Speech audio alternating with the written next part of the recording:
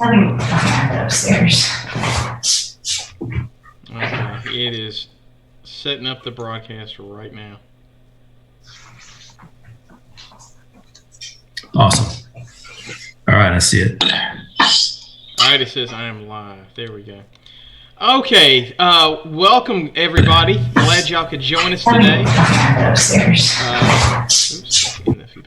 Glad you could join us today. Today is Wednesday, April the 1st. It is not an April Fool's prank. I'm actually not doing a regular standard U.S. history lesson for all those watching. If you are interested in learning about U.S. history, especially if you got students and you want to participate, I encourage you to subscribe to the channel and participate with us. We do it every weekday at noon, and we're going to cover different topics in history. Right now it's all U.S. history, but as the year progresses, it's going to transition probably into more other topics. We already did one last Saturday on the Justinian flu, which is interesting, kind of fits the topic that we're dealing with today, if you're interested in going back and looking at that. But I decided to shift gears a little bit this day, and rather than having a standard history lesson, U.S. history lesson, I decided I want to get some good information out there, right? Because there's a lot of bad information, a lot of myths, a lot of misconceptions about what's going on, what's happening with the virus and the pandemic that we're dealing with. So I thought, I would bring in a close friend of mine, the person that you're seeing here. This is Dr. Chheda. He is a doctor up at Our Lady of the Lake. I have known him for quite some time, very close friend of mine, and I wanted to take some time real fast to thank him. These doctors, they are working round the clock, trying to help the people, trying to help basically save our city from this crisis. And I appreciate him taking his day off to come do this and help me get out some good information. So I wanted to welcome Dr. Chheda to the channel. Thank you, Mr. Waldrop. It's great to be here today. All right. Well, thank you so much. I'm glad you could join us today. Just a little backdrop. He is a pediatrics doctor up at Our Lady of the Lake. And his sister, who is, you can't see her, she's in the picture, she's actually a nurse. So they're both boots on the ground, in the trenches, seeing this firsthand. So you're going to kind of get a primary firsthand account of what we're dealing with. So without further ado, I'm going to ask him a couple questions, and you'll probably hear a lot less talking from me for the rest of this. But anyway, so let me go ahead and get off the top. What exactly is it you do up at the hospital? I'm going to let you explain your position up there. Yeah, so I am a pediatric emergency room doctor. So I've been doing this role for the last 5 years, and we take care of kids between aged, newborn and 18 who come in with any variety of problems, whether it be a broken bone, whether it be dehydration, whether it be respiratory distress, whether it be some type of bad infection, or it might be a psychosocial problem, or it might be an issue with potential child abuse, a big variety of issues that we might deal with. Okay. Awesome. This was not on the list, but just out of curiosity, have you seen any used 18 under patients that have been affected with the coronavirus? So at our hospital, we have not had any positive cases in children yet, which is thankfully, the best news that we can hear. We have had many suspected cases, and we're currently surveilling several patients to see if they may have the virus as well. There's a lag time between getting the test drawn or acquiring the test and then getting the results from the test. And right now, that lag time is about 24 hours. Oh, wow. Okay. All right. So how long have you practiced medicine? I have practiced medicine now for about 10 years. And so for those of you that are interested in pursuing this field, once you finish high school, you typically go through an undergraduate degree at any type of university. That's typically 4 years or so. And after that, you go through 4 years of medical school. And then after that, you go through 3 additional years of residency, like a pediatrics residency for me. Right. And so that I started residency back in 2009 and finished it in 2012. And I've been a pediatrician since then. Okay, outstanding. All right, so definitely some experience in this. So here comes the kind of $1 million question, the one I'm sure everybody's kind of tuned in for. What's it like up at Our Lady of the Lake? Give me a kind of a firsthand primary source account of what it's like, boots on the ground, right up there at Our Lady of the Lake. So thankfully, for like we mentioned before, on the pediatric side, we're doing quite well. We haven't seen too many concerning cases, but on the adult side of the hospital, they're much busier and they're seeing a lot more potential cases. And besides what you normally see, whether it be heart attacks, whether it be traumas, whether it be complex wounds or injuries, they're seeing a lot of respiratory cases. And just like we mentioned before, there's the initial kind of history taking, physical exam, and then you consider whether or not to run a test on these patients that are coming to the emergency room. If that test comes back positive, they get placed into one of our coronavirus holding units that we have throughout the hospital. Yeah, and that's, this wasn't in the question, but something I do want to take note of is, I'm glad you kind of touched on it. There's all these people that are constantly saying, so-and-so kills more people, right? You see the flu kills 25,000 people, blah, blah, blah, right? And the thing I always point out to them is when I'm talking, I do a lot of debating online. But when I debate online, I always say, yeah, but that stuff's still happening. It's not like the coronavirus is a cure for heart attacks and seizures and, strokes and just breaking your leg, So we still have that happening too. That didn't go away. But now we have this on top of it, so. Yes. Actually, there's a good graph that you can pull up that kind of, let me show you the flattening or cattening the curve graph that I sent you earlier. And it kind of explains this in more detail. So typically at any given time we have about 70% of the hospital beds full. So these are full of those other patients we talked about, right? So the patients who have heart disease, they have diabetes, they have asthma, they're undergoing respiratory treatments, they're using IV fluids. So the hospital is always about 70% full at a very minimum, right?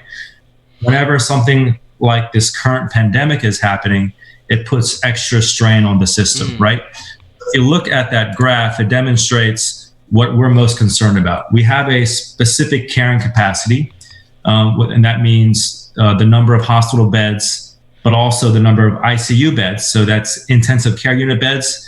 And then what we're most concerned about, with those ICU beds is the number of ventilators we'll need to help people breathe that are having problems with this coronavirus.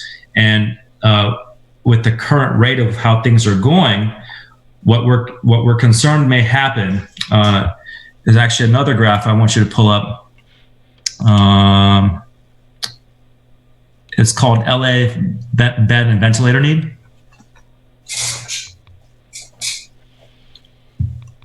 And this demonstrates that with our current carrying capacity here in Louisiana, we're anticipated to kind of go past that threshold of what we can currently take care of around April 10th. And this is why it's so important to, so-called flatten that curve. What we're trying to do is buy time, essentially, right? To allow these patients who are needing intensive care, who are needing ventilators, who are needing, the resources that we have currently to be able to go through the expected time that they need to get better, to allow those beds and ventilators to open up to where we can take care of additional patients along the way, right? So we're at very near carrying capacity right now. We're trying to extend that capacity and build on that capacity with opening up new ICUs, acquiring new ventilators. There's also a resource that's very fixed right now, and that's the number of healthcare workers. That would be your doctors, your nurses, your respiratory therapists. Hard to get a medical degree in 2 weeks. Exactly. And we put out a call across the state to get volunteers, maybe people who retired as nurses and doctors, gone on other professions.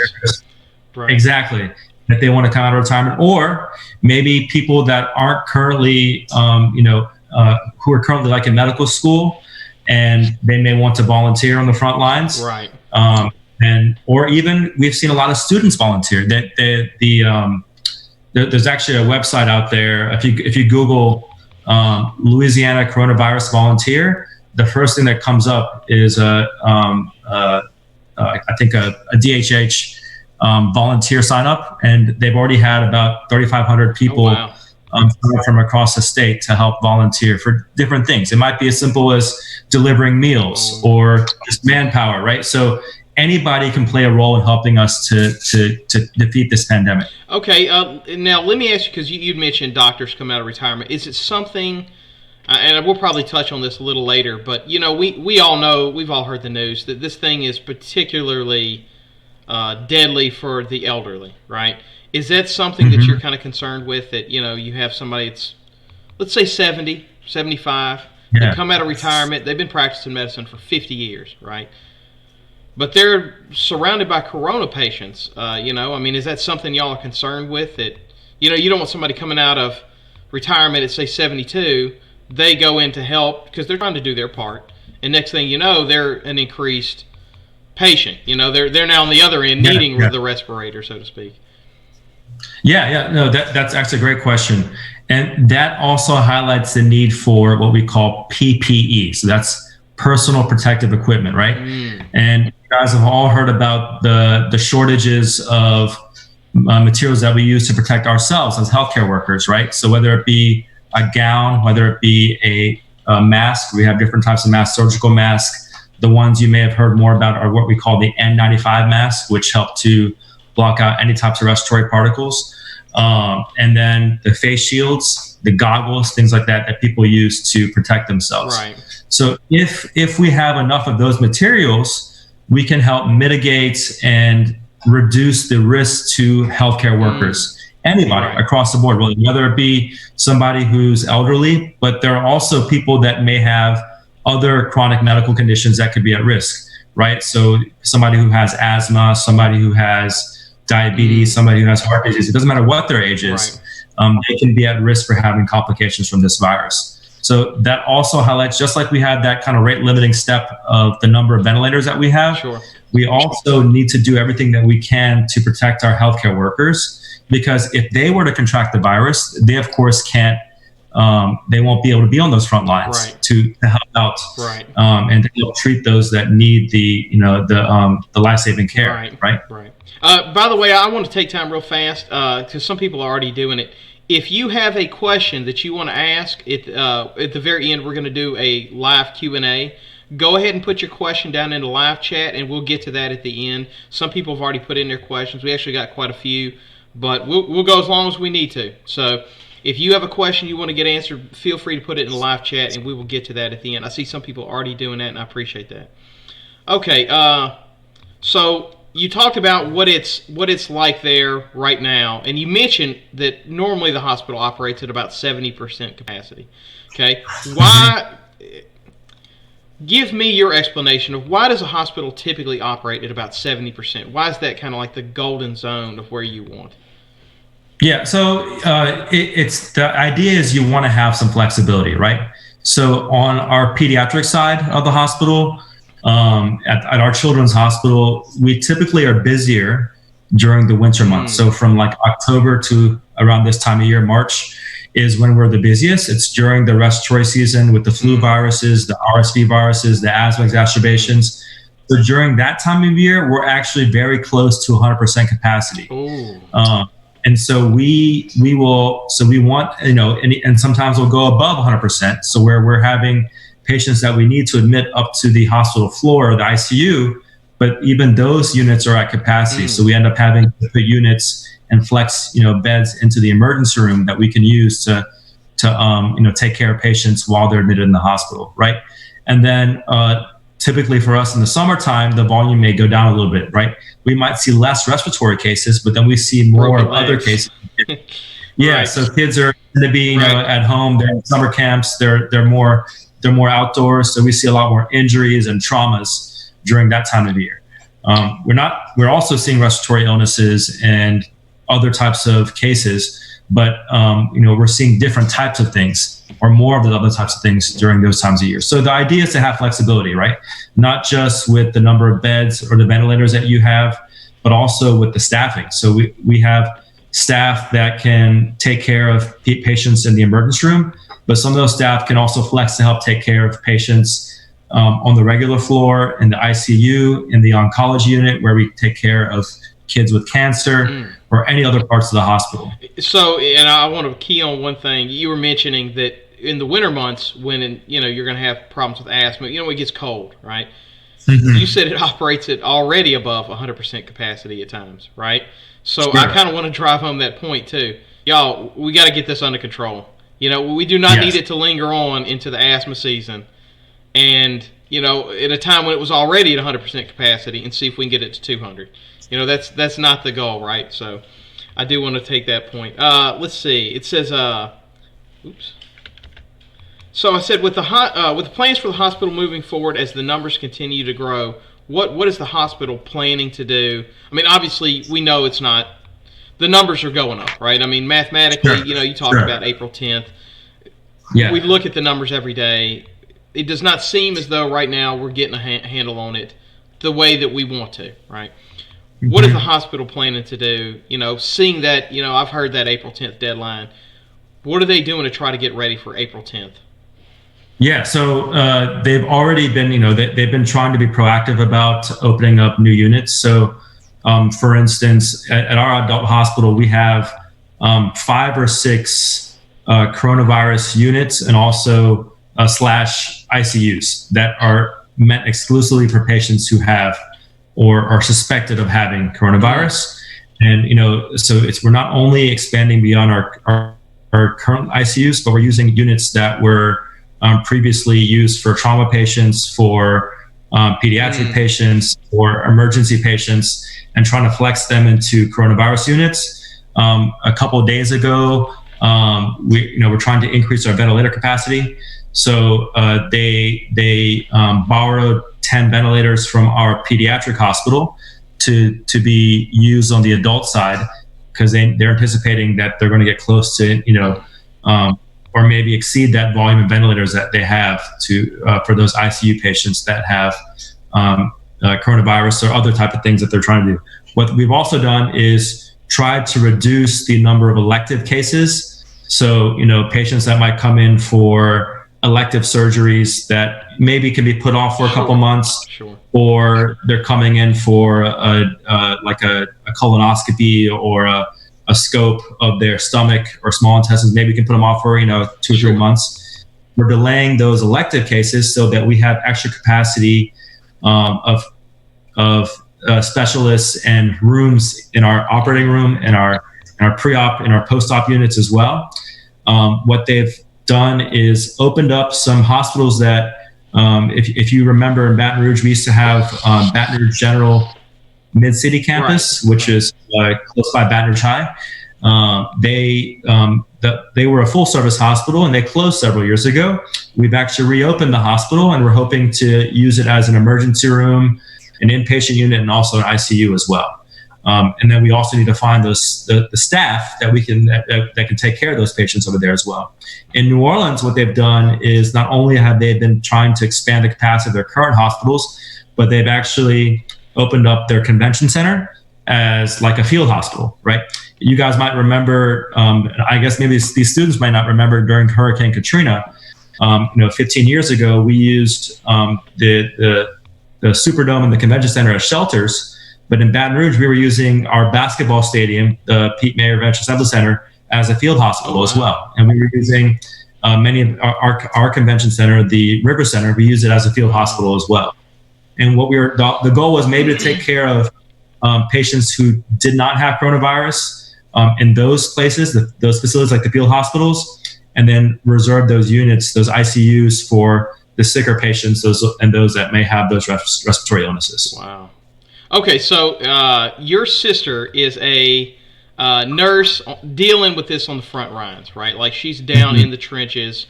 What is it like for her, for the other staff, for the people all across the country that are just, they're risking their lives, To go out there and, they're risking their families to go out there and deal with this pandemic. What's it like for them?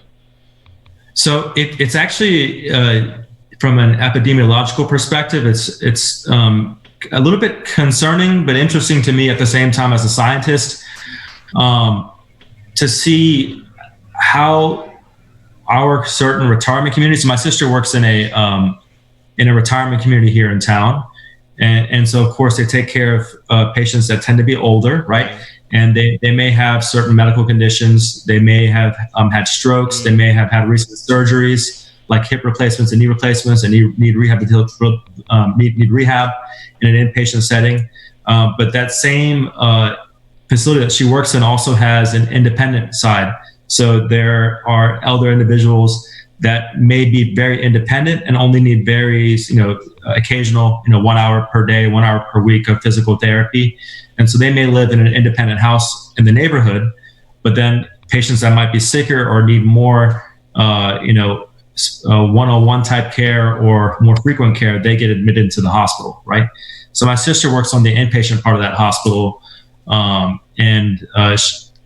she's actually had patients at her facility who have tested positive for coronavirus. And so, and this is not a new phenomenon. We of course have heard about what happened up in Seattle, Washington, right? Where the virus got into a retirement facility, right? It affected many patients, and unfortunately, many of them passed away. It's actually happened in our backyard in New Orleans at the Lambeth House. We've had, I believe, maybe I think 15 to 20 patients that got infected, and we've had maybe I think about 6 to 8 deaths at that facility as well. For patients who had gotten the virus and had to get transferred to, ICU type settings. Right. And the thing it's a little bit interesting, but also concerning, is that the United States is a country that tends to have a much higher incidence of these retirement communities, where we put many elderly individuals in one community, right. Close confines, right?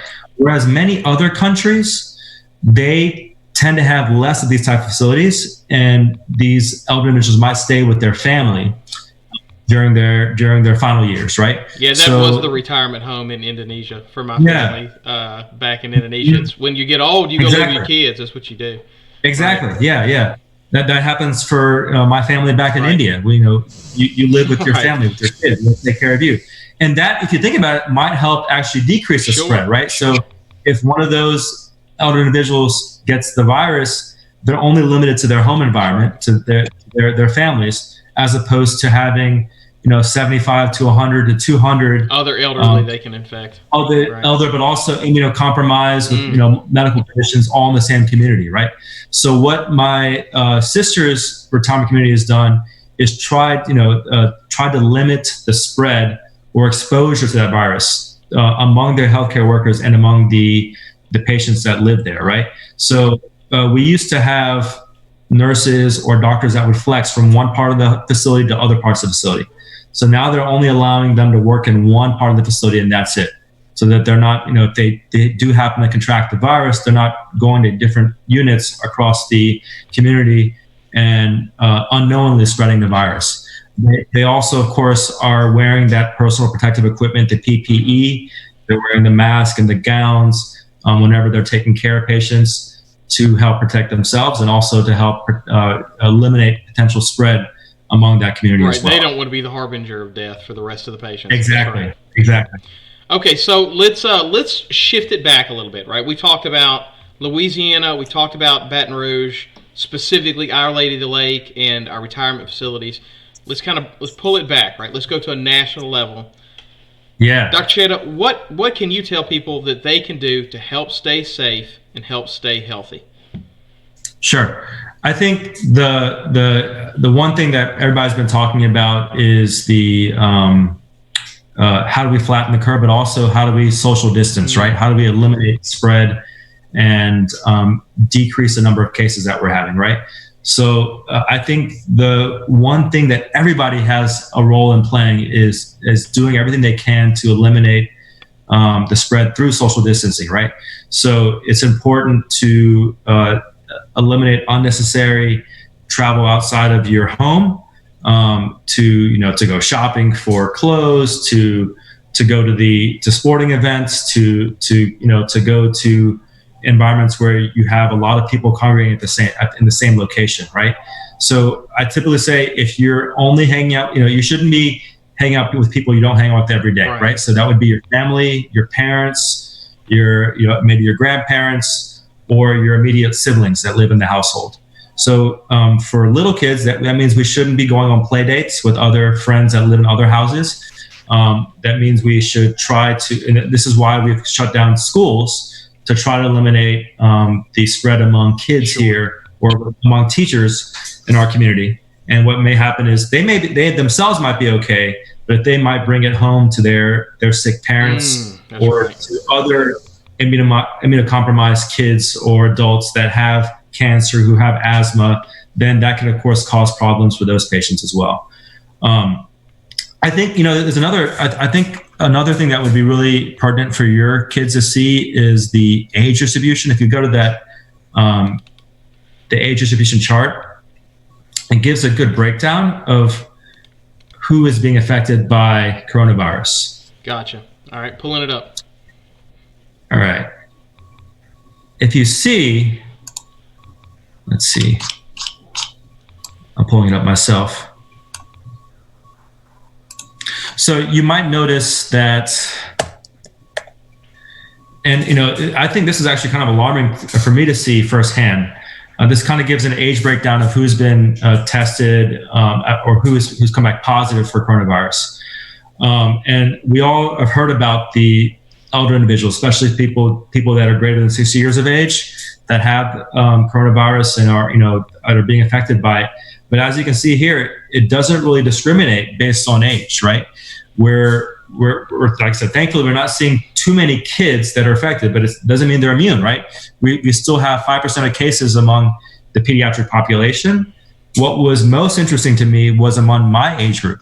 I'm 37 years old, and 29% of the people that have tested positive have come from this age group. But also, what's even more concerning is 20% of the people that are admitted in the hospital currently are between the age of 20 and 44, right?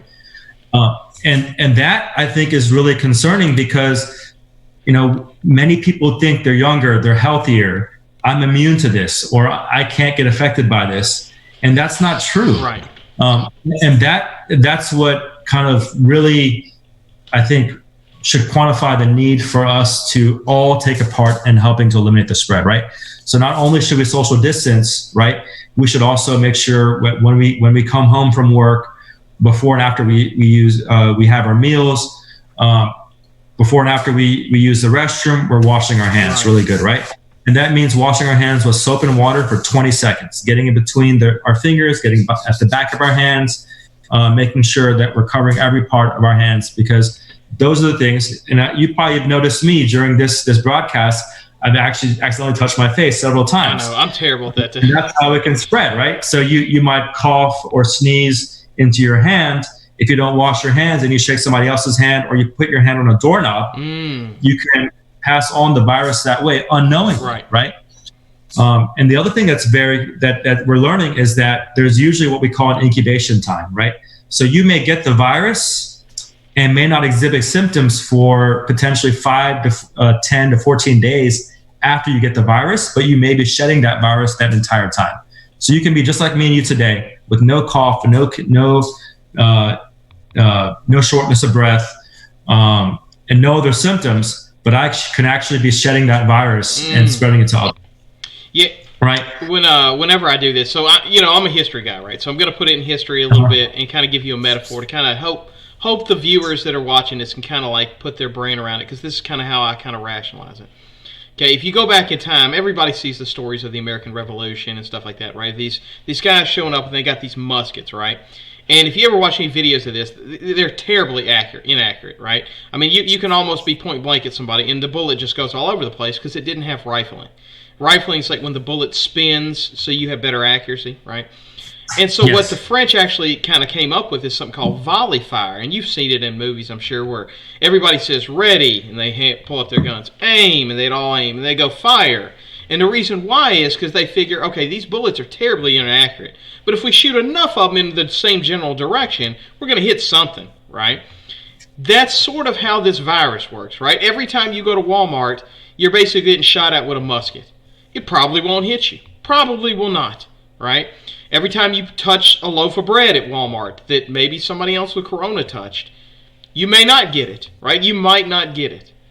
But if you do things enough times, right? You go to see enough neighbors, you let your kids play with enough other kids, you don't take those things seriously. Every single time you do that, it's like you're letting somebody fire another shot at a musket. You might not get hit on the 400th shot. It might be the 4,000th shot that you get hit. But you let somebody shoot at you enough times, you're going to get hit. And it doesn't have to be the 4,000th. It could have been the 4th time. You know, you don't know. You're rolling that dice every single time. Eventually, you're going to roll snake eyes. Exactly. So let me ask you this real fast. And I was going to have the statistics pulled up, but man, they are changing literally every day. I think the other day we had 800 and some odd patients, new cases. You know, Yeah. I mean, it's the numbers are just getting mind blowing, right? Especially when you look at it, this virus, it's got about a 3.5% mortality rate worldwide. Here in the U.S., we're at 4.5%. I did that math in a debate, right? We're sitting there arguing about quality of health care and stuff like that, and 4.5%, right? From a statistical standpoint, that's mind-blowingly high, right? So hearing these numbers, put it into perspective for us. How bad is this thing, right? How bad is it from a pandemic standpoint and from a fatality standpoint? Sure. So I think a good graph to pull up initially would be our Louisiana statistics. So it's the slide entitled LA Stats 3/31/2020. I got it. And that would give a current picture of what's happening here in the state. And what we're seeing locally is that essentially every parish, 60 of 64 parishes, have had positive cases that have come back. And what that probably means is in every parish, but it's possible that these other 4 parishes may not have actually had enough testing done. But as you can see, it's every single parish, pretty much it's lining up across the map. You can see the bigger dots in our bigger cities, right? So in Baton Rouge, New Orleans, Lafayette, Lake Charles, Shreveport, and Monroe, we've had, so far more than 5,000 cases that have come back positive. We have had among those, and I think this is a more important number for the healthcare side of it, is we currently have, out of those 5,000 cases, 1,300 people that are admitted in hospitals right now. And 438 of those patients are on ventilators right now, right? So that gives you a number, so out of those 1,400 patients, 500 of them or 440 of them are on a ventilator. Let me just show you the numbers really quickly. I'll just do my math right now on my phone. That means that 32% of patients that are admitted in the hospital are on a ventilator. Wow. That is, that should, I hope, scream out to you how severe this virus can get, right? How bad it can get, and how much it can really affect your breathing and your ability to deliver oxygen to the rest of your body, right? If you look at a different map, if you look at the USA map of cases slide I sent you, gotcha. That gives a good idea of where the virus is throughout our country. Oh wow! Look at New York. That's wow. Yeah, and exactly. Washington. So as you can see, those bigger bubbles are where we're having the most cases, and most of them, about half the cases that have come back positive, are focused in the northeastern area, specifically around New York and New Jersey, and specifically within New York City, right? Right. But smack down right there in the middle of Gulf South is Louisiana, right? And we have a big bubble right there over New Orleans, right? But we also have a lot of emerging bubbles in the Florida, Miami area, in Detroit, up near Michigan, in Chicago, near Illinois. Of course, originally where this started was in Washington and the West Coast, and around LA and San Francisco. Right. And so many, what we've been trying to do as part of that social distancing is having many individual states enact, or also even individual mayors of these cities enact these stay-at-home orders or these social distancing guidelines, or closing non-essential businesses and other establishments like schools or sporting venues to try to slow the spread of the virus to other parts of the country, right? We currently have about 190,000 positive cases here in the United States, and that's the most in the entire world. The next highest country is Italy, which has about 105,000 patients that have tested positive. And Italy has actually had a much higher fatality rate than they have here in the U.S., right? Out of those 105,000 patients who have tested positive, almost 10,000 have passed away. Wow. And so that's almost 10, if you do the math, almost 10%, right? And many of us are thinking about the way we're about a week or two behind Italy. And the current conservative estimate for how bad it might get here in the United States is if the entire country adopts these stay-at-home orders, the social distancing, talking about every single city and town, we're hoping to keep the number of deaths down to between 100,000 and 200,000 patients here in the United States. If unfortunately we're not able to enact these guidelines and the virus is allowed to spread without any type of mitigating factors, we may see as many as 2 or 3 million deaths here in the United States. Yeah, and that kind of brings me right into my next question. You've heard people say things like, we just need to get back to life as normal. Just end it. Just let everybody go back to normal.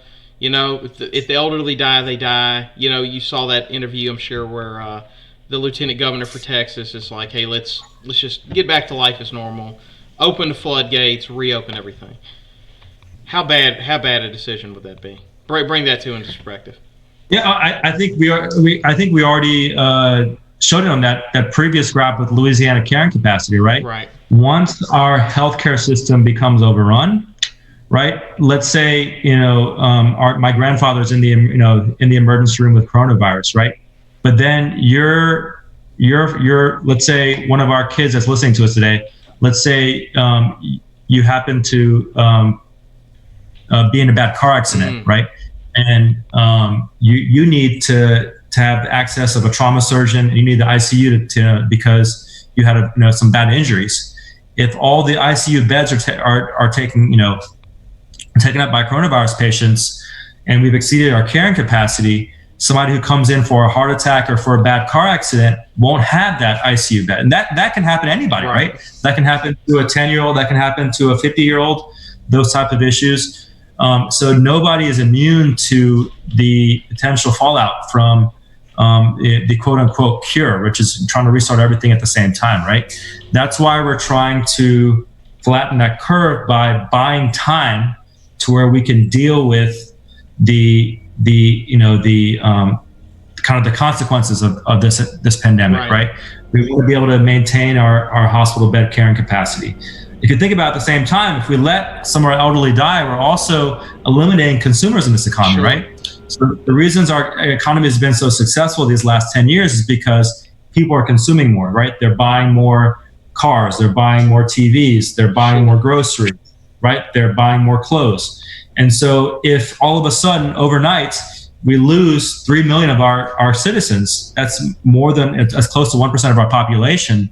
That's eliminating 3 million consumers. Right. And there's something else I kind of want to touch on. We kind of touched on it a little bit earlier, but if you've ever worked in a restaurant, I don't know if you have. I spent my better part of a decade in a restaurant, and the thing I've kind of heard from some of these hospitals is like, if you ever worked in a restaurant, Mother's Day was the worst day of the year, right? I mean, there's a line of people waiting to get in the second you open the doors.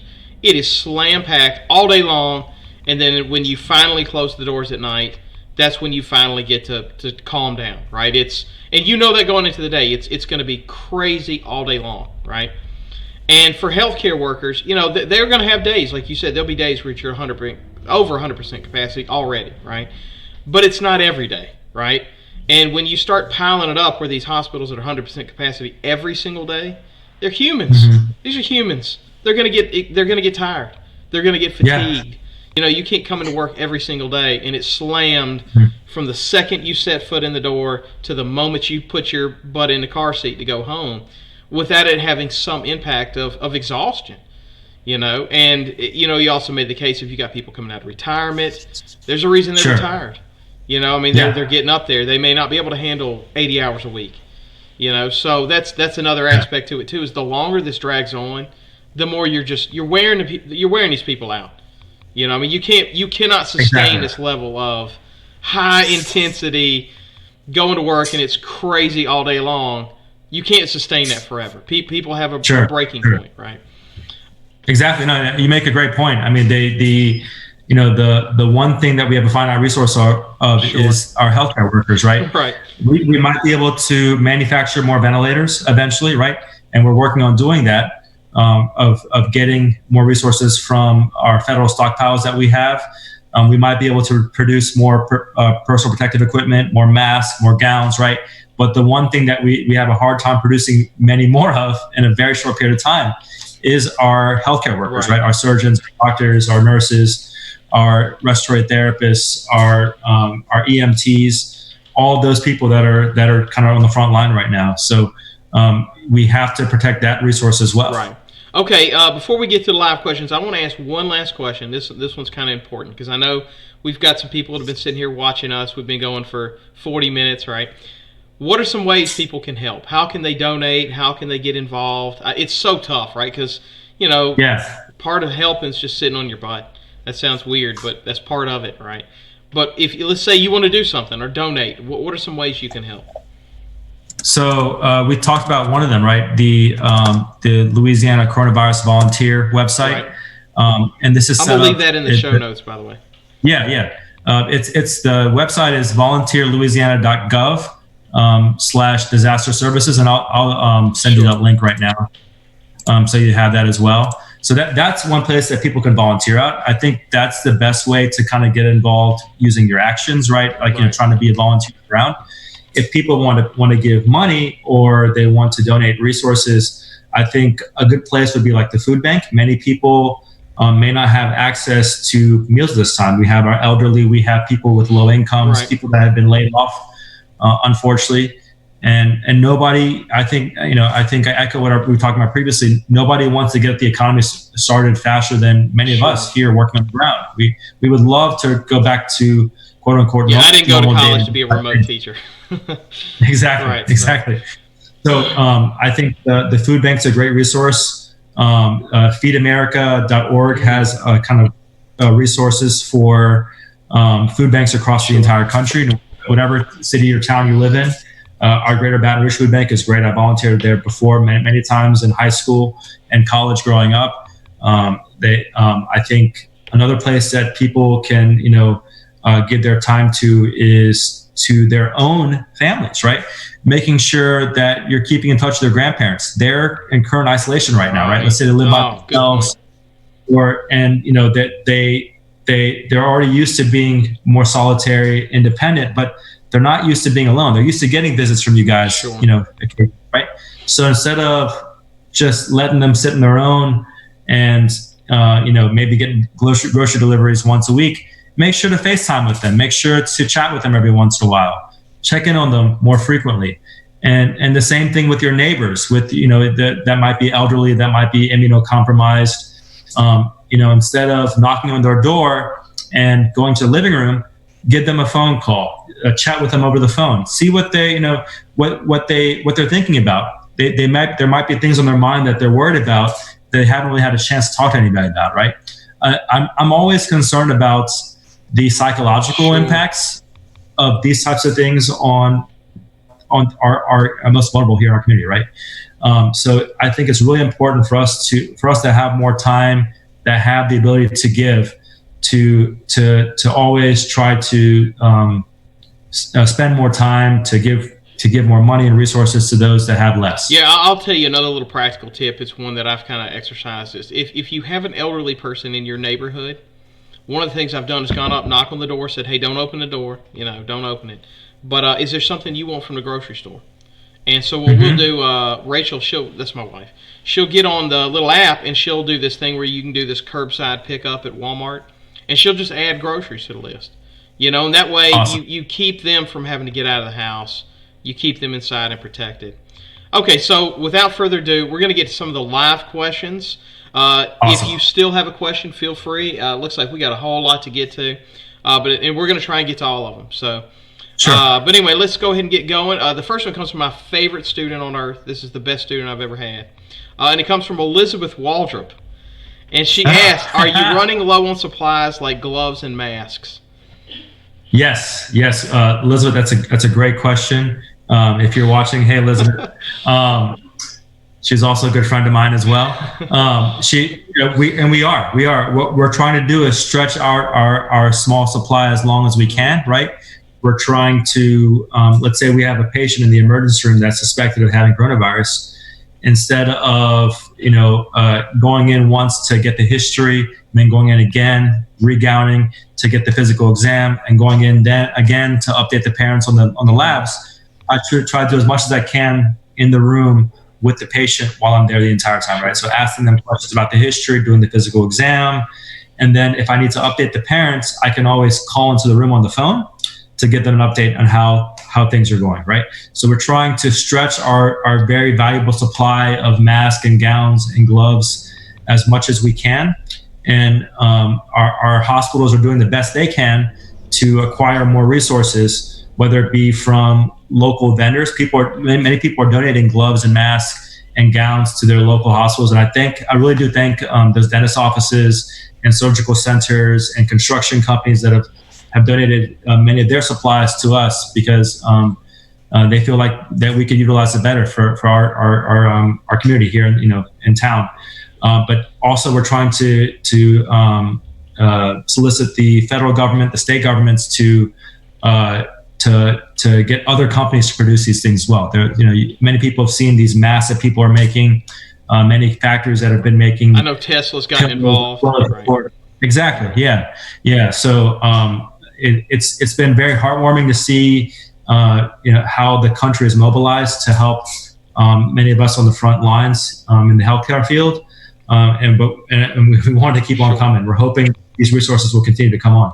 Okay. So Tavion Epps writes, if a person does get coronavirus, what can they do to get rid of it? So that's a great question. Let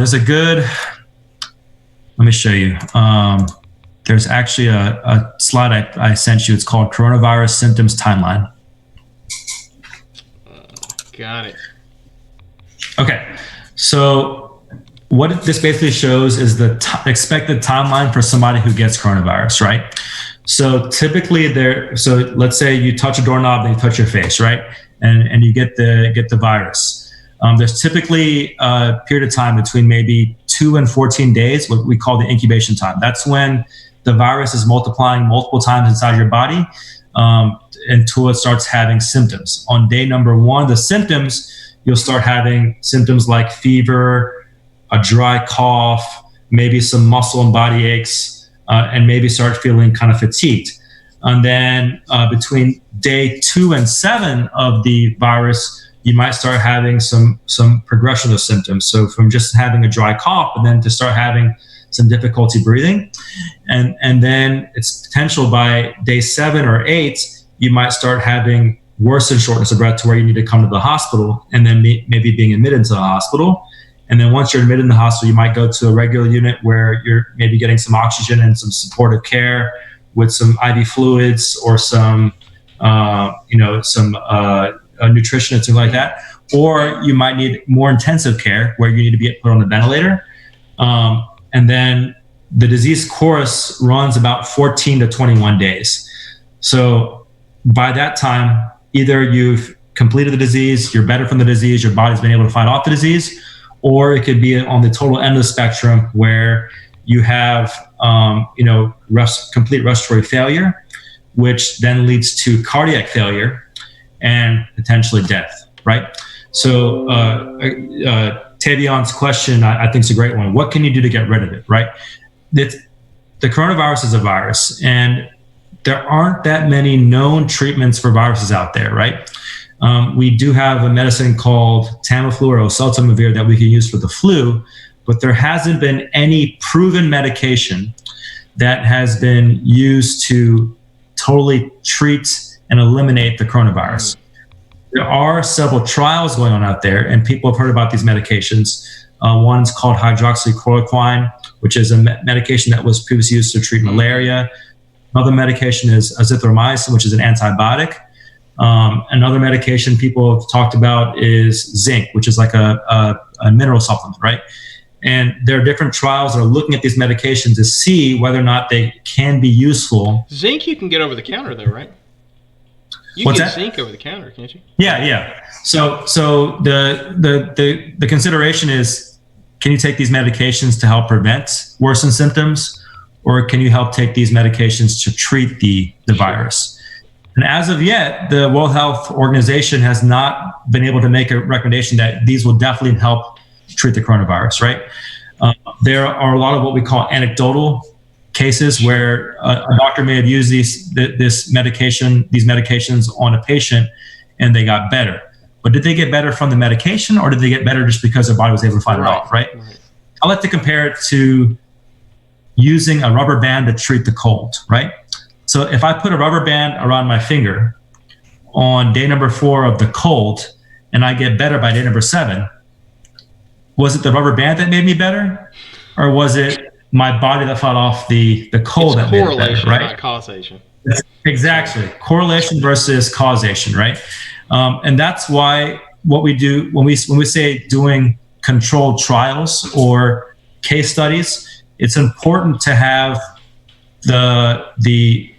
us treat a certain subset of patients, elderly, immunocompromised, but also with the potential medications, but also treat have another subset of patients who are not treated by those medications in that same subset, age category, disease category, to see if there's actually any evidence that these medications can work, or if they might do more harm. Sure. Some of the side effects of these medications, like the hydroxychloroquine, it can have bad outcomes for your heart. It can have bad outcomes for your liver.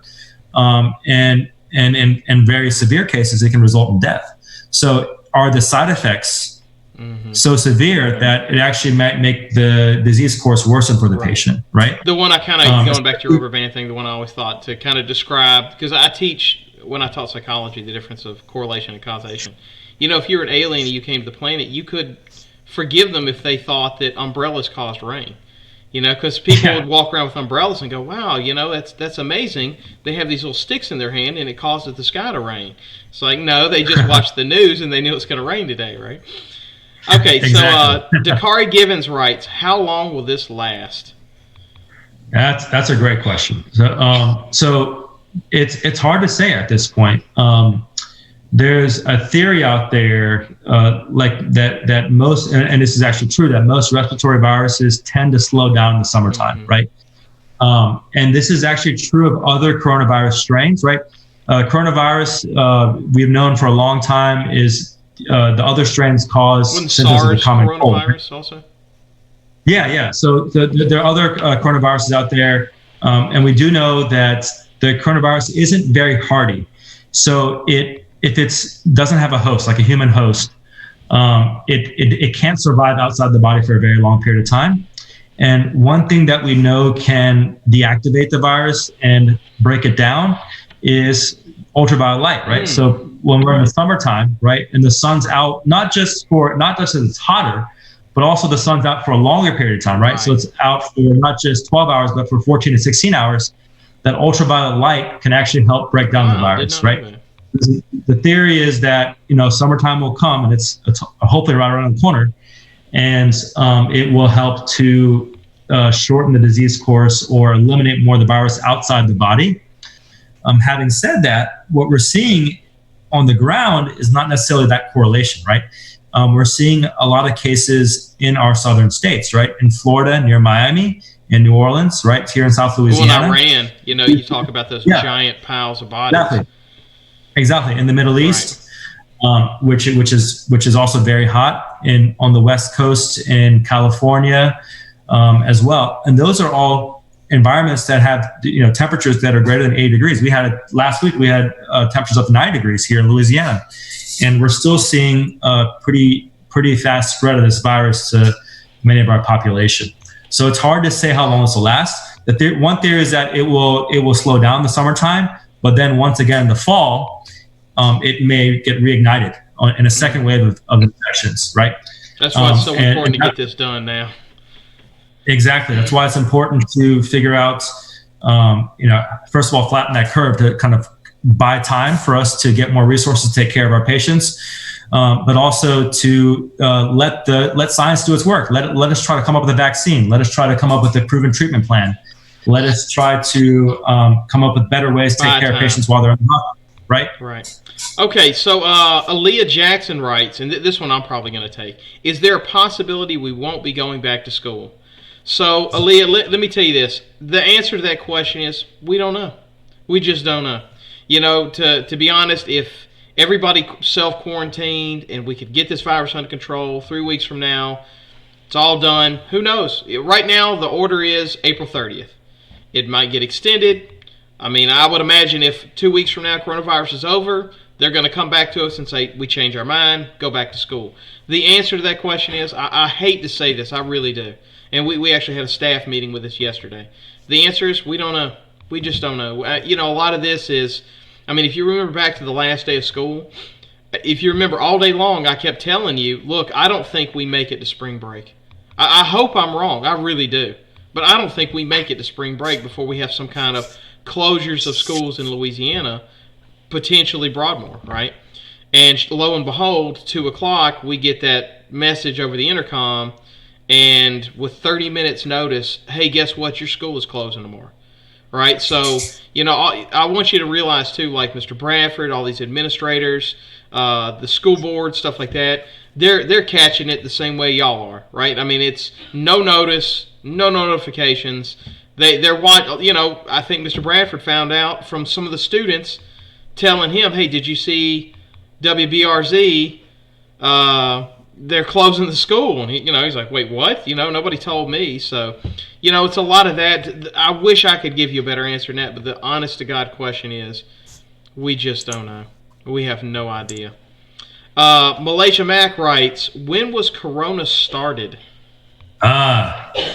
Great question. So the current theory out there is that it was started sometime maybe in the fall in China. So what coronavirus is, we think it may have originated in a bat, in another mammal, and the bat served as the host, and the virus mutated, and it mutated into a form that can infect humans, right? And so there's the Wuhan province in China is where they were able to localize a meat market that was selling wild animals for human consumption, and they believe that it may have been transmitted from a bat to a human, right?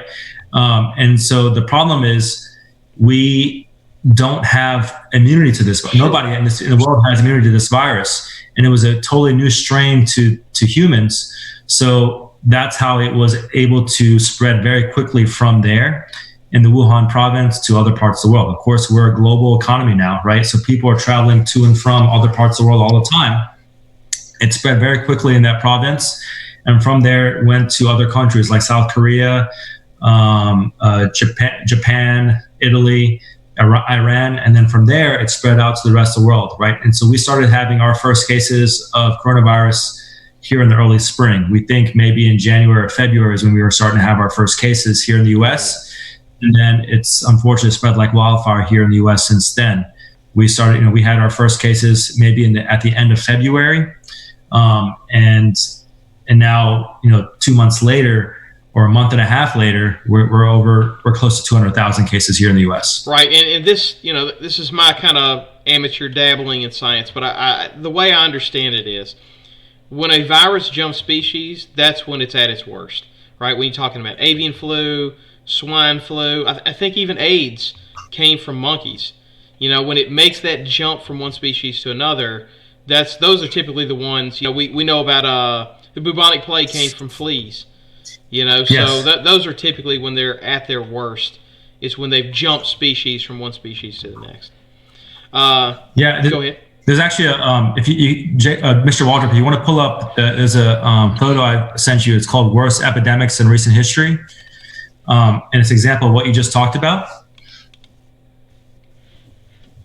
And it talks about many of these pandemics and epidemics that we've had in the last 50 years have originated from animals, right? Many people may have heard of the Ebola virus that originated in the 1970s, and we think the original host was a bat. Some of the more recent Ebola outbreaks we think may have been transmitted from other primates like monkeys to humans. MERS came from camels. I didn't know that. Mm-hmm. Yeah, and many people have heard about the swine flu or the bird flu, right? Many of the bird flus we think have originated in the Orient or China. The swine flu actually originated here in North America, in USA and Mexico, back in 2009, and it originated from, of course, swine or pigs. And there's a whole bunch that we think. There are, of course, many mosquito-borne illnesses like malaria, yellow fever, things like that, where mosquito is the transmission, sure. Right? So it's unfortunate, and whenever humans and animals come into close contact, there is that possibility of viruses or bacteria or parasites that are able to mutate and or become resistant and transmit themselves into humans as well. Okay, so Dahavius Raby writes, how long will it take for us to create a vaccine for the flu? Great question. Okay, so there are 2 slides. The first one I want you to pull up is called vaccine development. Okay. And so this is this kind of gives a good picture of how long it typically takes in the processes that are involved in developing a vaccine. So typically there's a research phase, which can take between 1 and 10 years to develop a typical vaccine, right? And that's where we're breaking down the DNA code of the virus. Then we're trying to figure out, think of a virus like a human body. It has like a head and some arms and legs and a core, right?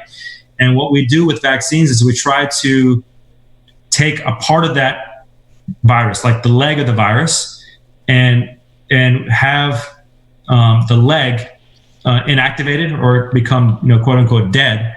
And then we insert that into a human, and the human recognizes that leg or attacks that leg as a part of the virus, and it develops antibodies to that leg. And if it can recognize that leg, then the next time the human body is exposed to the entire virus, that entire body of the virus, it can recognize that one leg and make antibodies really quickly to fight off that virus, right? That's how vaccines typically work, right? They help to give you that memory that you can use to rev up your immune system to fight off viruses that you might get in the future, right? So once you go from research, you go into clinical testing with mice and then maybe primates. So you try to figure out how the virus acts in those other mammals to see if there are certain side effects that aren't good, or if it might cause more cell damage or might cause mutations. And then once you've gotten past those preclinical testing, you go into human trials. There's phase 1, phase 2, and phase 3. And that's where you're doing the same thing. You're trying to figure out, is it safe? That's the biggest question. Is it safe? Then also, is it effective? Can it actually do what it's supposed to be made for, to actually prevent you from getting that virus, right? So as you can see, typically a vaccine is developed over between about 5 and 10 years, right? From getting to that that DNA breakdown of the virus code all the way to getting to using it on a human scale for commercial use to eliminate viruses, right? What we've been trying to do with coronavirus is another picture I want you to pull up. It's called coronavirus vaccine development. We've been trying to shorten that time, right? We've been trying to shorten that time from 5 to 10 years to maybe a year and a half, right? So we learned about the DNA code of the virus at the end of last year in December. And the Chinese were the first ones that were able to, break down this code. They made it available to the entire world to use for research in January. And we've had several companies that have come up with potential vaccine candidates. And from between January and March, they were developing the vaccines, and they started with phase 1 trials in humans in March of this year. So this last month, right? So it just recently started. And we're hoping that we can go through all those phase 1, phase 2, phase 3 trials in the next year to year and a half to develop a working vaccine that we can give to the masses, right? To help protect as many humans as possible, right? But that still remains to be seen. If we make a vaccine and one of the side effects is it causes death or the vaccine causes brain damage. I was just about to ask you, what is the harm of coming up with a bad vaccine? And exactly. So the question is, many vaccines have mild side effects, right? You might have a little fever for a couple of days, or you might have some body aches, or you might get a rash. Those are tolerable side effects, right? They don't cause too many long-term problems, and they also tend to be very well tolerated, right? But what we don't want to see are more severe side effects. The vaccine causes liver failure, if it causes heart disease, if it causes seizures that are intractable, if it causes death, if it causes brain damage, and then of course maybe it's not safe enough for us to use. And so we not only want to find out what side effects are out there, but how prevalent are those side effects, right? Let's say 1 out of every 1 million patients that gets the vaccine happens to get some kidney issues, but not kidney failure, right? That might be a tolerable side effect that we're okay with. But if 100,000 out of 1 million patients get kidney failure or kidney disease, that may not be tolerable, and that might not be good enough for us to say we want to expose our population to. So it's important to figure out that a vaccine is not only effective in helping to eliminate the virus once you're exposed to it, but also that it's safe, right, and that there are few side effects. Right. Okay, so Quintai asks, if we get cured from coronavirus, so she means whether it's be through medicine or from some other means, just natural human body fighting it off, are we able to contract the virus again? Yeah, that's a great question. And that kind of goes back to the previous talk about vaccines, right? The idea is, to this specific strain of coronavirus, if you were to get it and survive it and thrive with it, right, and your body's able to develop immunity to it, then you should, in theory, if you're exposed to that same exact virus strain again, you should be immune to it and not get the coronavirus symptoms after that, right? But what we're not sure about is, will this strain of coronavirus mutate? And will it form a different strain that you're not immune to in future seasons, right? This is what happens with the flu. The flu, as you know, has a yearly vaccine, right? That we make to try to immunize as many people as possible from its effects.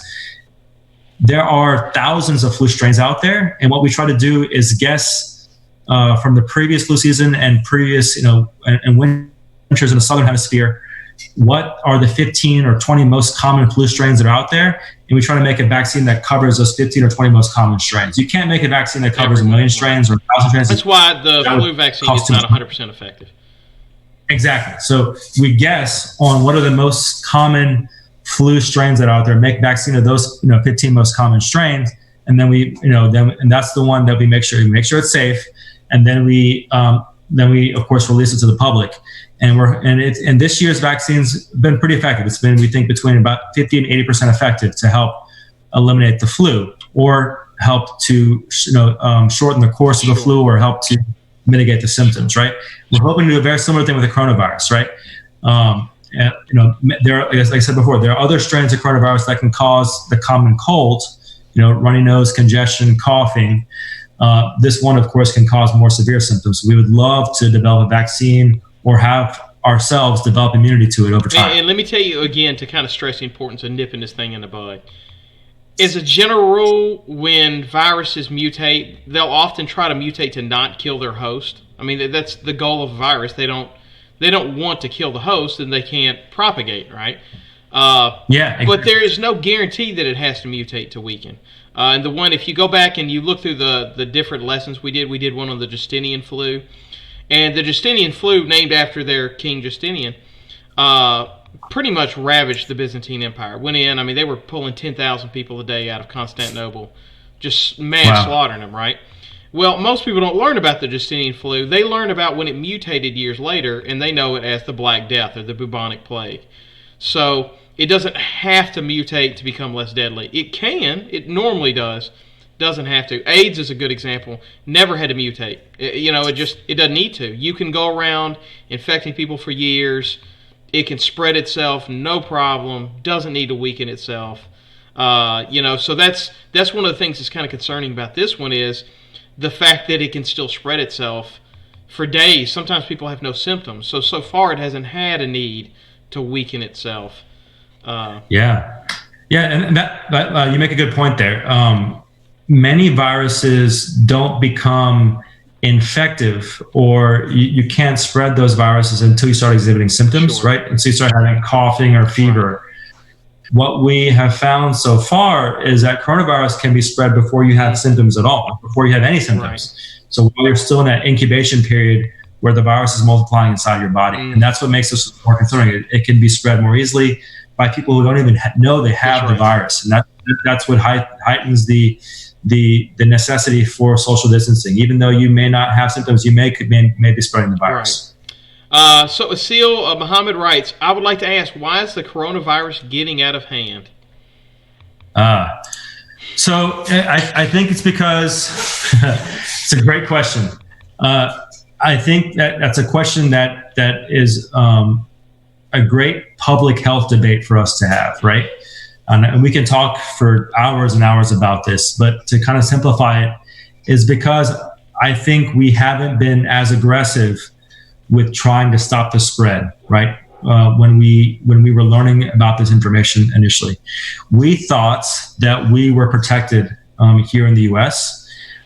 Because the coronavirus was on the other side of the world. So it was, in China, in South Korea, in Japan, and other countries.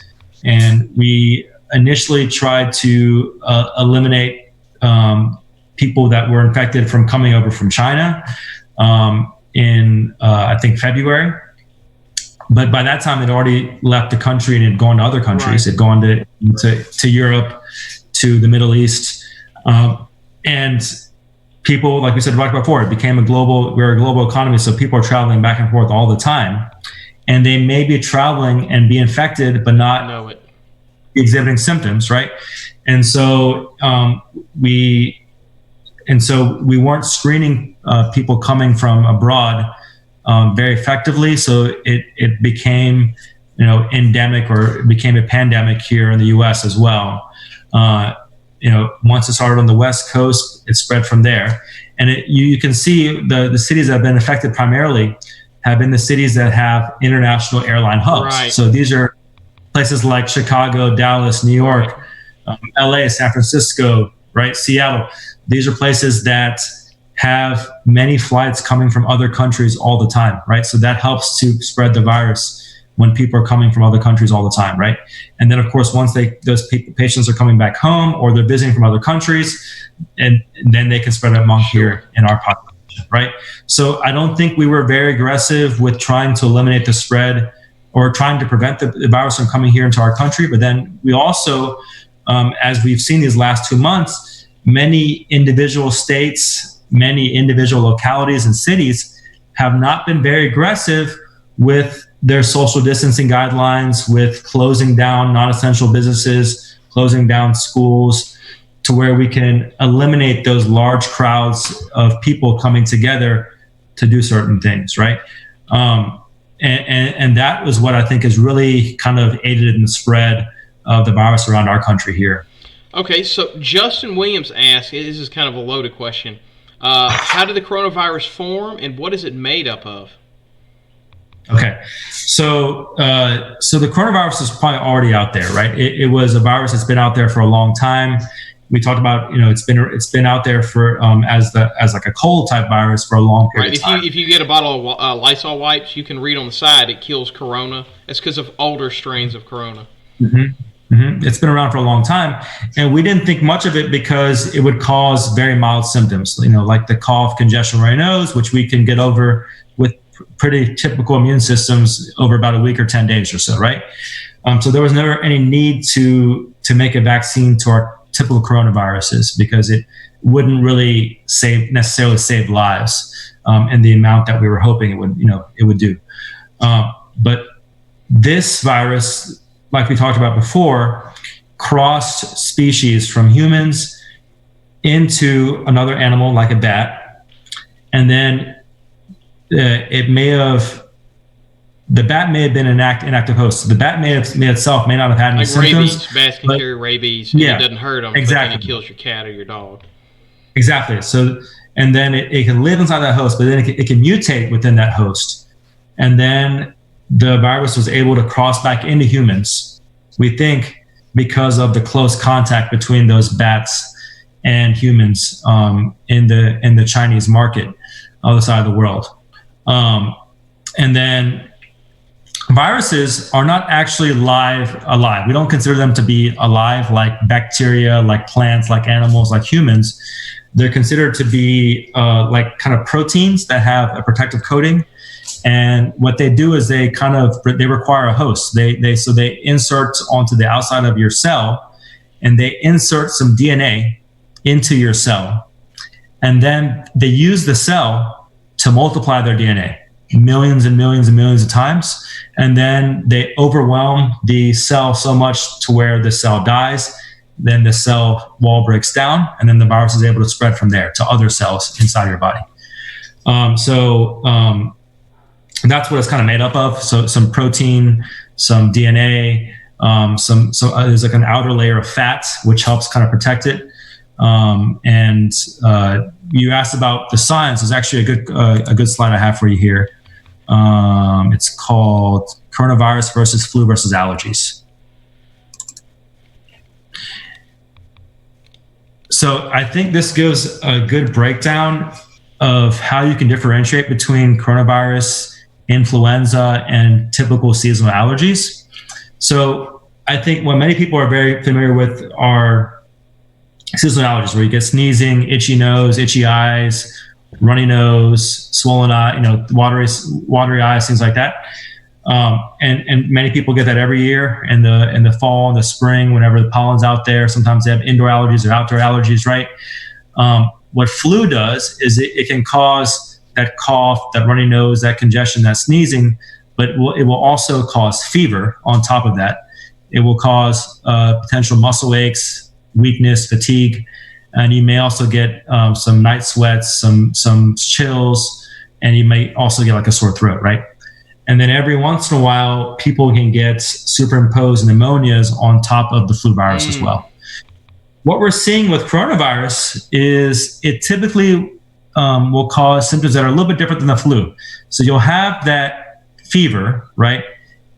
But instead of having like a productive cough where you're making a lot of mucus and coughing up a lot of junk, the coronavirus cough tends to be like a dry cough, right? And then the flu, whereas it usually causes symptoms more in your sinuses and in your upper airway, coronavirus starts causing issues when it gets down into your lungs, when it gets into your lower airway. And it creates a very, very thick mucus. And that mucus clogs up your lungs, which makes it very hard for you to get air from the outside, oxygen from the outside, and then into your veins. So then that's what happens where patients start having simple cold-like symptoms, and then it gets into their lungs. Then they develop respiratory distress, shortness of breath. And because of how much of a burden it puts on your lungs, then you require oxygen, then you require ventilation. And then it puts such a huge, huge burden on your body, on your lungs, and your ability to deliver oxygen to the rest of your body. It actually puts more pressure on your heart, right? And so your heart can't deliver the oxygen it's getting from the lungs to the rest of the body very effectively. So it starts to work overdrive, heart beats really fast, and then eventually you go into cardiac arrest. So people ask, what do ventilators do? Ventilators basically buy you time. They buy you time for hopefully the body to fight it off on its own, right? And hopefully if we develop medications that can help fight off the virus as well, for the medications to work as well. But if the ventilator, all it does is buy you time. It doesn't necessarily make you better. It kind of buys you more time to where your body can kind of catch up to things, hopefully. But what we've seen, unfortunately, is that some people, the ventilators become more and more burdensome on their body, and then their hearts give out, and then they go into cardiac arrest. And most patients actually die because of cardiac arrest. Right. Okay, Ashley Chuku wrote, why haven't they found a cure? We'd already kind of talked about that, the length of the vaccine and why it takes so long. Jayla Ross asked, and some of this you just kind of mentioned, was, is it true that they say the symptoms are like the flu? We talked about the symptoms. But she said, do people with corona, do they actually suffer more than the people that have the flu? Yeah. So that's a great question, because what we're finding is that maybe about 80% of the people that contract coronavirus typically have no symptoms through the entire viral course, or they have very mild symptoms like a simple cold, maybe even without fever. And they tend to get better within about 14 days once they start having symptoms, right? Whereas the ones that tend to have worsened problems, it's that 20% of the rest of the people, 20% that we talked about, tend to be older, tend to have medical issues like asthma, diabetes, heart disease. They're immunocompromised, they have cancer, things like that.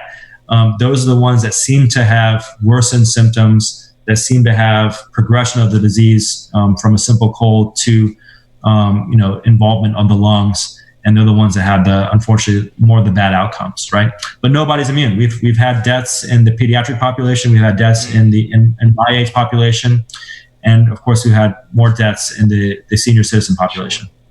Saud Alshamam writes, do you have, she writes, do we have school on April 13th? I'm going to take that one. No, we do not have school on April 13th. The earliest we could potentially go back, they have said, is April 30th. Whether we go back on April 30th or not, that's the deadline they're giving themselves right now. We'll see. So the answer to that is we don't know. We're kind of playing it by ear. Noel Zapata writes, can COVID-19 infect the young at the age of 18? Yes. So if we saw from that previous graph, about 5% of patients that we've tested that have coronavirus are under the age of 18. And we've even had some bad outcomes, patients that end up in the ICU, and there have been several infants that have actually passed away from coronavirus, right? And I don't know the exact statistics. Some of these patients may have had lung problems, they may have had cancer, they may have had other issues that they've been dealing with. But like we talked about before, nobody's immune. So all of you guys that are listening right now, especially more of you guys in high school, you're not immune to this. And you, even though you may be somebody who has less of a chance of having a bad outcome, like we talked about before, you may bring the virus home to your parents. You may bring it home to your grandfather who has heart disease. You may bring it home to your sibling who's being treated for cancer right now, right? And those are the ones we're most concerned about. And that's why it really heightens the importance of everything we've been talking about: social distancing, washing your hands, making sure you cover your coughs, things like that. The comparison I kind of gave was, if I handed you a bag of 100 Skittles and told you one of those Skittles in there is going to kill you, how many of those Skittles are you eating? That's kind of the comparison I got. Okay, so Vouch writes, when did COVID-19 break out? When did it first happen? We mentioned that before. Yeah. We think that it may have broken out sometime in the fall, somewhere in the Orient, in the East. Okay. Nirali Patel writes, at what point did you decide to become a doctor? Great question. I actually went into college completely undecided. I didn't know what I wanted to do. I actually switched from undecided to, it's all my freshman year, undecided to information technology like IT.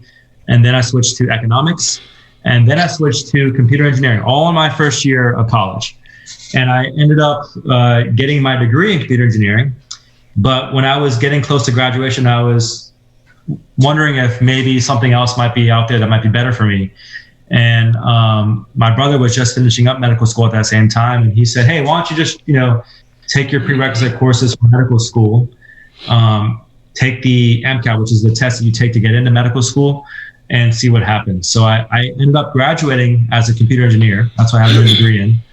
But then I ended up taking the classes you got to take for to be able to take the MCAT. And I ended up passing, and I applied to medical school. And I wasn't sure if it was the right thing for me, but I went ahead and went to medical school, and I haven't turned back since then. And it was the best decision I ever made. And I would not change the pathway I got to get there. Right. Anyway. Okay, so let's see.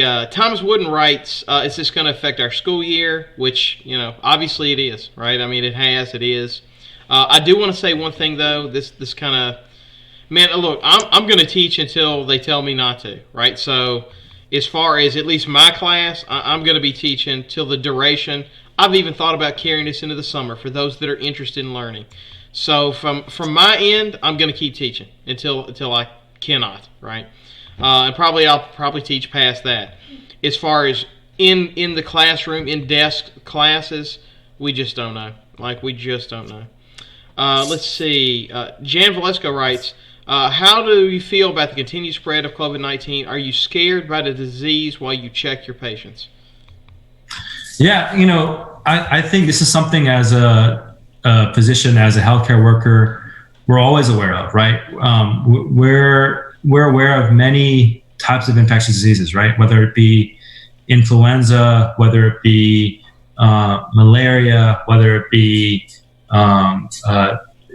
West Nile virus, and of course the new virus, coronavirus. So we're always aware of different infections that might be out there and how they're communicated to other people. And so when we're taking care of our patients, we always try to do everything we can to take care of ourselves as well, right? So before and after taking care of each patient, we make sure to wash our hands or use the disinfecting alcohol, like people have talked about the alcohol, Lysol, things like that. We also make sure to, if patients are coughing, if they're having symptoms, we want them to wear a mask so they can help reduce the spread to not just their own family members, but also other patients in our emergency room, right? And then if we are suspecting that a case might be a coronavirus case, we try to wear full protective equipment, right? So we wear a gown, we wear those gloves, we wear the mask, and then we wear a face shield as well, like some goggles or a face shield, or maybe also a face shield to help prevent the spread of those respiratory droplets onto our clothes and also onto our bodies as well. Okay, Niflo Hernandez writes, can COVID-19 in the future become like the flu where we have to get a vaccine every year? Yeah, it's hard to say at this point. I think it's going to require a lot more research and unfortunately some more time to figure out what happens in the coming 6 months, what happens, by this next fall, maybe by October, but also to see if there's any mutation in the virus to where we need to come up with the vaccine every year. At this point, I wish I could tell you it's going to happen for sure. I think it's a matter of letting the scientists that are on the front lines of research doing their work and conducting their studies to where they can give us more information about that. Right. Let's see. Elizabeth Waldrop writes, how long does he think we will be out of school for? Again, he has no idea of knowing. However, I can tell you this right now, you will be educated for the duration, no matter what the school decides. So, let's see. Rachel Waldrop says, do you see an increase in respiratory-related cases now as opposed to last year? So we actually have seen less cases in our emergency room this month compared with last year. And the reason is, I think many people out there are following these social distancing guidelines very well, right? I think the vast majority of people out there are wanting to get this thing past us, wanting us to get through this, right? And they're staying at home. They're not going outside. They're limiting their exposure to other patients, and they're doing their best to kind of avoid coming to the emergency room for non-emergency type issues. So we've actually seen less cases of the flu this month at least, talking about in March, compared with last year in March. And that, if anything, it could be a positive. And if you think about it, since kids are out of school right now, we're not having as many sporting events. We're not having these concerts. These are less opportunities for people to get together to spread those other viruses that we see every year, right? The cold viruses, the flu viruses, the gastrointestinal bugs that cause vomiting and diarrhea. So we've actually seen an overall decrease just in this last 15 to 20 days than we have compared with last year. Okay, so now we're into the YouTube questions, by the way, so the names may get interesting. DJ Jr. writes, are there any foods that will help our immune system fight the virus? Yes, so that's a great question. So there's been a lot of research done into specific vitamins and minerals that are found in some of the foods that we eat to see if they might be beneficial. And what we found is like there's not one like single food like garlic or turmeric or antioxidant containing vitamin C containing fruits like oranges that will like by themselves make things better. But what we do find is that having a well-balanced diet, right, that has specifically more fruits and vegetables in it, right, because that's where you get a lot of those vitamins and minerals from. That tends to improve most people's immune systems, right? And that doesn't mean you should take multivitamins, right? We have not seen actual clinical improvements or people having lower incidence of diseases or infections when they take multivitamins, especially when you compare it with people that aren't taking multivitamins. What's I think more important is having a well-balanced diet, right? So not just having all fast food and all junk food, right?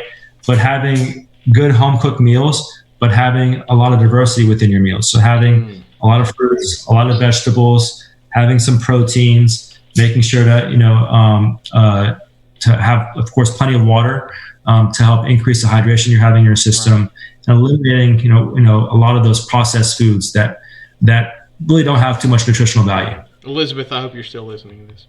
Okay, let's see. Henry Q. Vines writes, if your regular staff begins to get sick, will you utilize volunteers or other replacements?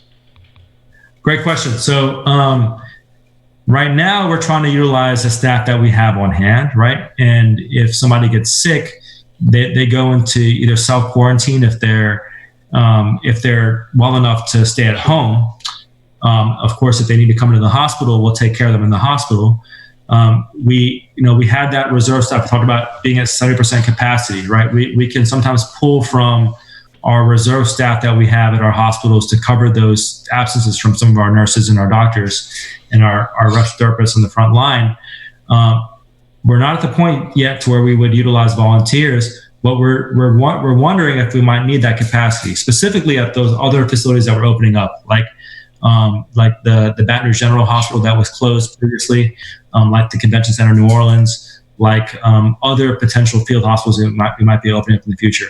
And that's where we might utilize volunteers to help take vital signs, to help deliver food and drinks to our patients. It doesn't matter if you have a medical background or not, you might be useful.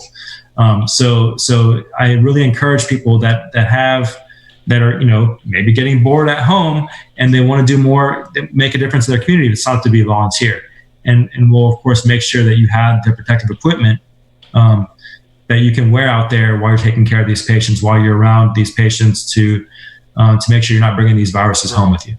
Okay, let's see. Elizabeth Waldrop writes, do doctors recommend anything to fight the virus other than just washing your hands? So we talked about that before, and it's a great question, Elizabeth. It's not just washing your hands. It's making sure that if you do become sick, you isolate yourself from others, right? So some people will self-immune or self-quarantine themselves in one room in a house, right? One of the CNN anchors his name is Chris Cuomo. He became sick a couple days ago. His brother's and the mayor of New York. Yeah, his brother's mayor of New York, or he's actually the governor of New York. Sorry. Yeah. And he's sick, but he's not sick enough to be in the hospital. So he's actually quarantined himself inside of the basement of his house. And he's actually he's still producing his show. He's still actually getting on video chat like this every day to do his show, because he's still well enough to be able to do that.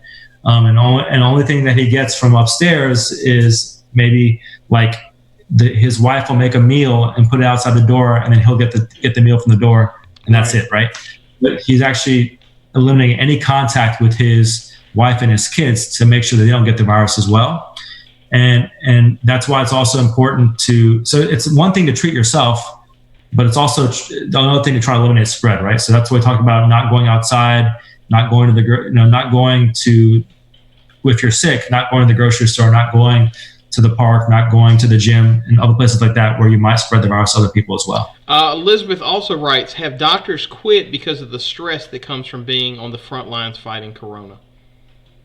I haven't heard of any doctors quitting. And now, whether or not they're having stress, if they're having anxiety, if they're having depression, we have been seeing cases of that. And that's happening across the board.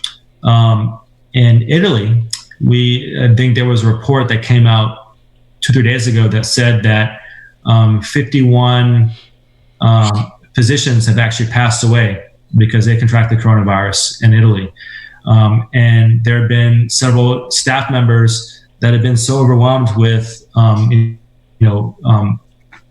taking care of these patients. There was one nurse that unfortunately got the coronavirus, and she wasn't sick enough to be in the hospital, but she was so overcome with guilt that she thought she was spreading it she may have been unwittingly spreading it to other patients or her family members. She actually committed suicide. And it was really sad to hear that. And of course it was, I'm thinking it wasn't just that. It may have been the combined stress of taking care of sick patients. That was like the straw that broke the camel's back type thing. Yeah. Not having a moment to take a break, not having a moment to kind of focus on herself, maybe not getting some adequate resources, some mental health help, or being able to talk to a social worker or a psychologist or a psychiatrist to be able to kind of come up with better coping techniques. So important, I think, for everybody to have access to those resources if they need them. Okay, so Amy Ty writes, the coronavirus has several types. How is this coronavirus different than others? So we spoke about that previously. The other coronavirus strains that we are familiar with, they cause symptoms of the common cold. So that tends to be more of the upper respiratory symptoms. So runny nose, congestion, a productive cough, so a cough with mucus that's being produced, maybe some fevers, maybe some body aches and fatigue, things like that. This coronavirus strain tends to cause similar symptoms that tend to also involve our lungs as well. So it causes a dry cough, it causes fever, it causes maybe some sore throat, then it goes down to your lungs and it causes shortness of breath, then the need for oxygen and the need for additional respiratory support as well. Okay, so Robin Cobb, that is a science teacher that I work with. Thank you for joining us. She asked, are hospitals still requesting homemade masks? I know they're not as effective, but I've heard they are used to prolong the use of N95 masks. Any particular kind of more requests with pockets or ties? Yeah, so the hospitals are actually requesting masks. So the problem with homemade masks is we don't know what the materials are. We're not sure if they're made with, if you're making these masks with cotton, if you're using medically approved materials that will actually block out all the virus, any potential particles from moving through. What we know about cotton is when we make a cotton mask, there are pores in the mask that can actually allow for virus particles not just to get through, but also to get embedded within the cotton, right? So when hospitals do ask for these masks, they may not be asking for these masks for their employees or their healthcare workers. What they may be asking for these masks is to utilize them for the patients. So it's, they're only meant to be used once, right?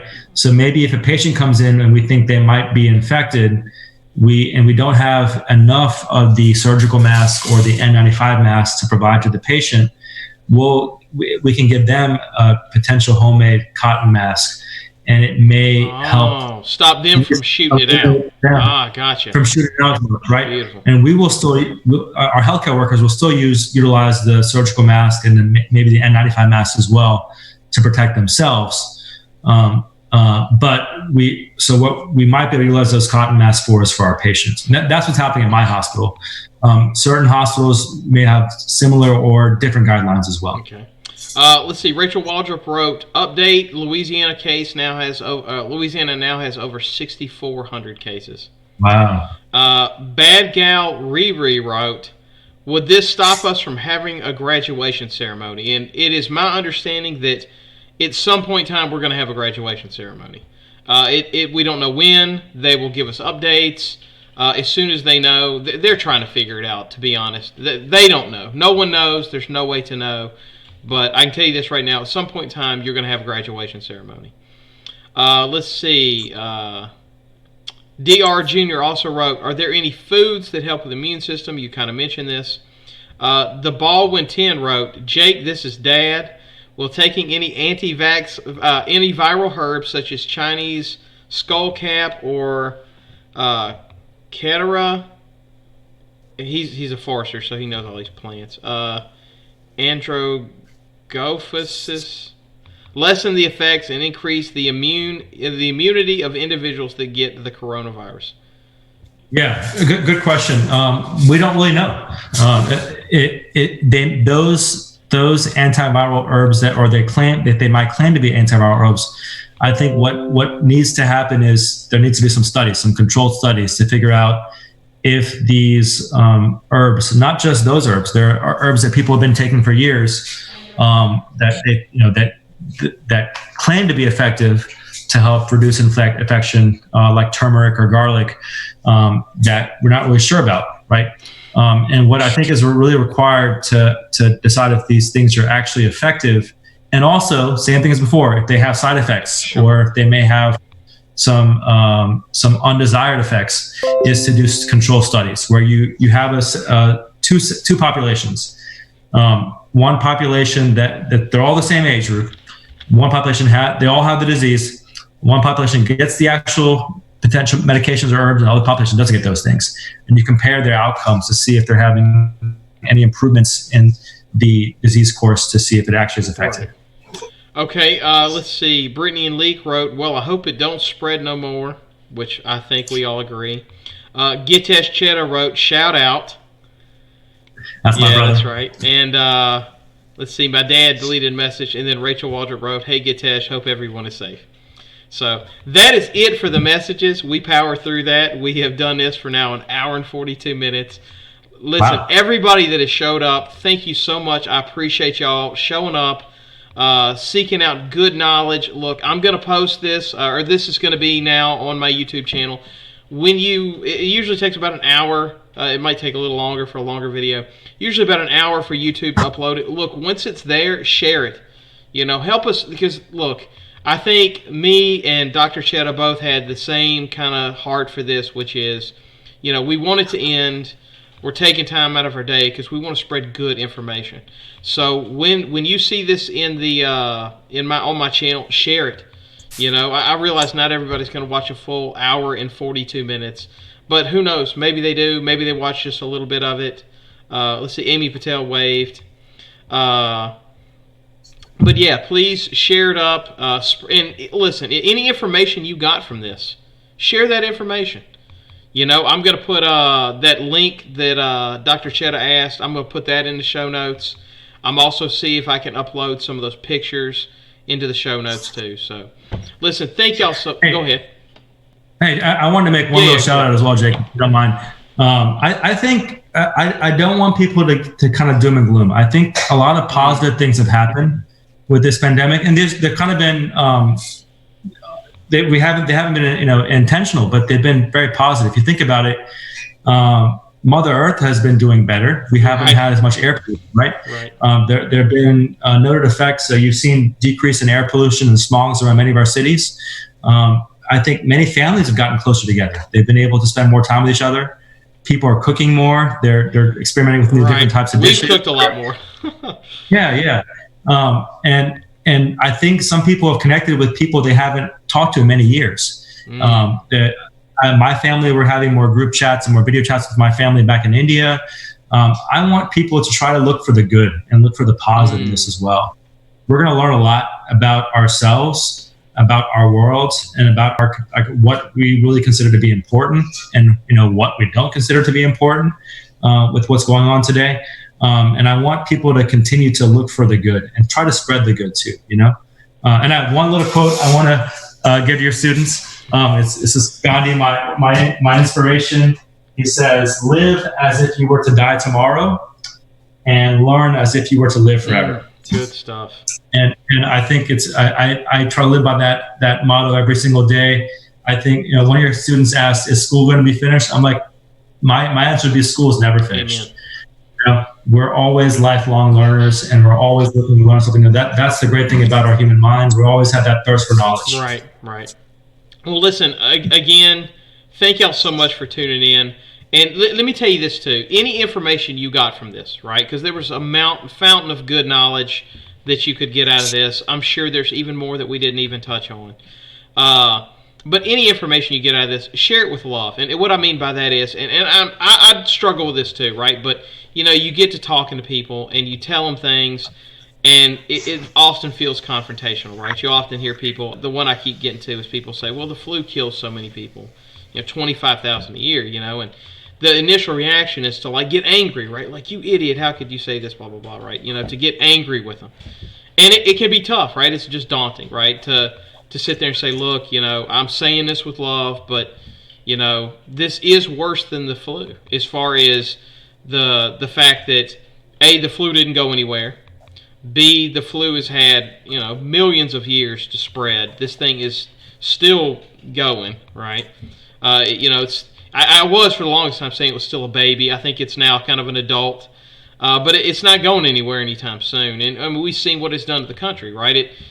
It shut down the country just about. So, I try to figure out different ways to do this. So I'm not angry, I'm not confrontational, I'm not aggressive. Because look, ultimately, I think everybody watching this, and hopefully everybody that does watch this, kind of has the same mentality of, look, we just want it to end.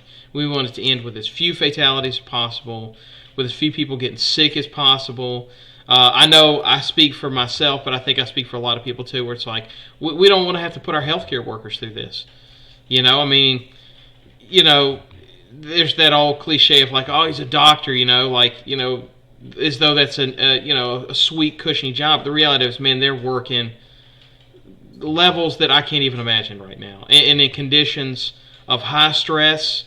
Again, I kind of harken back to that analogy of, if you've ever worked in a restaurant on Mother's Day. It's like every day is Mother's Day for them. They wake up, it's busy until their butt hits the car. And it's long hours too, sometimes real long hours.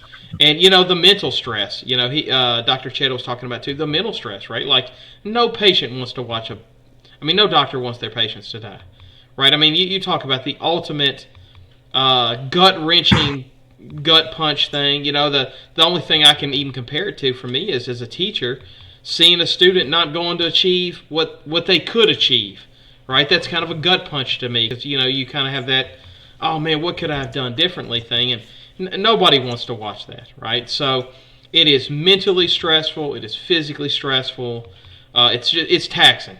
So let's all work on this together. Look, some people are going to have to go outside. So they're going to have to go to work. You're going to have to go to the grocery store. I want to recommend that Walmart pickup, if you can do that, if you have some access to do that. But look, it's tough on everybody. We all want this to end. I feel like I've said this a million times, but I didn't get 4 degrees to be a remote teacher. I miss teaching. I miss seeing my students. I love my students. Love them. And I miss them. Like, it's painful. So, please, any information you get, share it in love, share it in compassion. we all want everybody to be healthy and safe and happy. So before I wrap this up, look, I want to personally thank Dr. Chheda. Thank you so much spending your day off. This guy, he usually takes his vacation to go to other countries and help perform medicine over there. He is an amazing guy, and I want to thank him for taking the time out of his day to come out here and share this good information. So, oh no, thank you. It was my absolute pleasure. I had a blast. I did too. This was probably my favorite edition. Again. Yeah, I would love to come back if you guys will have me. And I want to thank the students for those awesome questions. They were amazing questions. And I think it really indicates that they have a thirst for knowledge and they want to learn more about what's going on. They want to be a part of the solution, right? Amen. So I encourage you guys to keep learning, keep working hard, and keep striving for your goals. It's going to be great. That's right. Okay, well, thank y'all so much. That's going to do it for today. Again, I want to plug the show one more time. If you got any students that are interested in history, if you're watching this every day at noon, we're covering different history topics. Tomorrow we're wrapping up the Cold War. So it should be a lot of fun. All right, well, thank you so much, and that's going to end it. So.